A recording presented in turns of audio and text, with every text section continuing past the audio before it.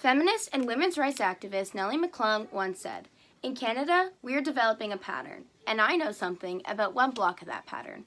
I helped make it." Now, this quote not only applies to Nellie, but it applies to each and every person who knows and understands what it means to be Canadian. In my opinion, being Canadian is being a part of a multicultural nation filled with opportunities for all different kinds of people. Being Canadian means that you are equal to each and every other human being. You're welcoming, you're respectful, and most of all, you're open-minded. As a Canadian, you will always have the right to speak your mind and be heard by others, and that is why I focused my presentation around the impeccable Famous Five. Now, who are they, you might ask? Well, the Famous Five were a group of female petitioners from Alberta. The group was led by Judge Emily Murphy and followed by Nellie McClung, Henrietta Muir-Edwards, Louise Crummy-McKinney, and Irene Parbley.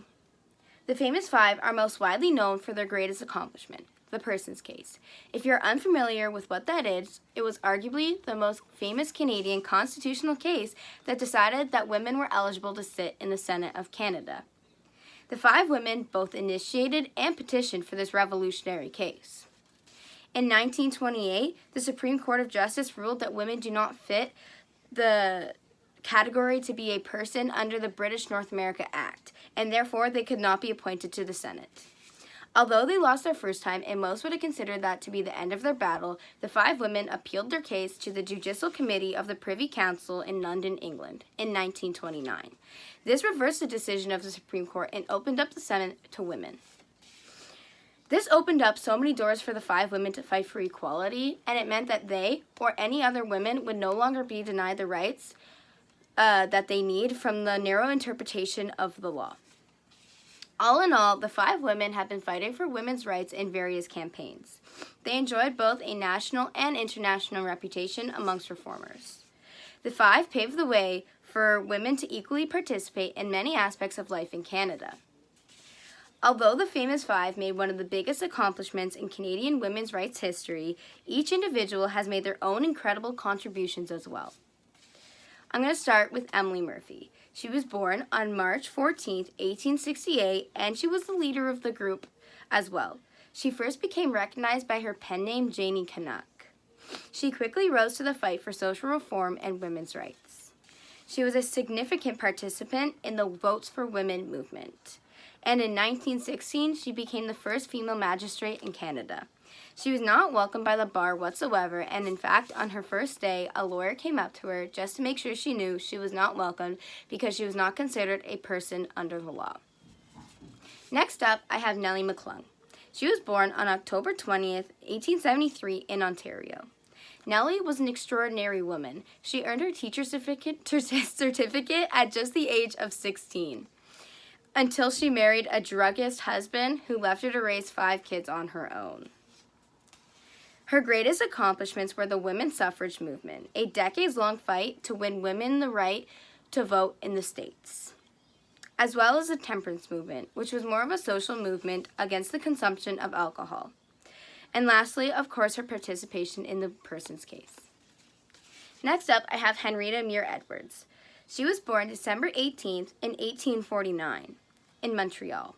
Henrietta fought for women's rights from a very young age. Aside from her magnificent work with the Famous Five, her and her sister launched Women's Work in Canada, a monthly publication considered to be the first Canadian magazine for working women in Canada. It was truly an incredible and unique thing. The magazine only employed women and trained them to print the publication themselves. The sisters also founded the Montreal Women's Printing Office in 1878. On top of all of this, Edwards was an amazing artist, and all of the proceeds from her work went to women's work. We have Louise Crummy-McKinney as well. She was born September 22nd, 1868 in Ontario.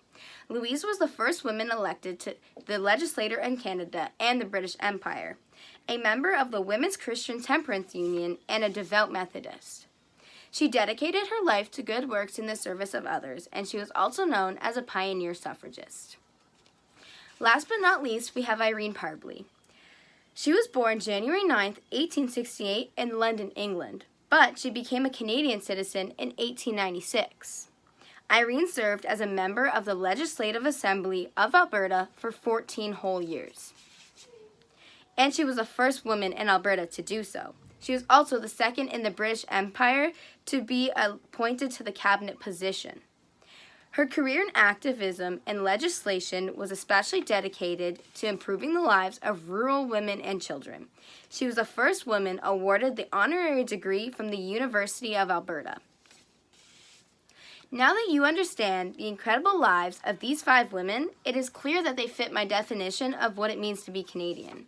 Each Canadian that I've mentioned believes that everybody deserves the same opportunities no matter what your race or your gender. They believed in equality when it wasn't even there yet. They were respectful, yet just aggressive enough to make a difference. They were welcoming to anyone who wanted to join their fight, and because of them, women now, and they always have the right to speak their minds and be heard. Thank you for taking the time to listen to my presentation, and I hope my words moved you just enough to consider the famous 5 to fit your definition of what it means to be Canadian.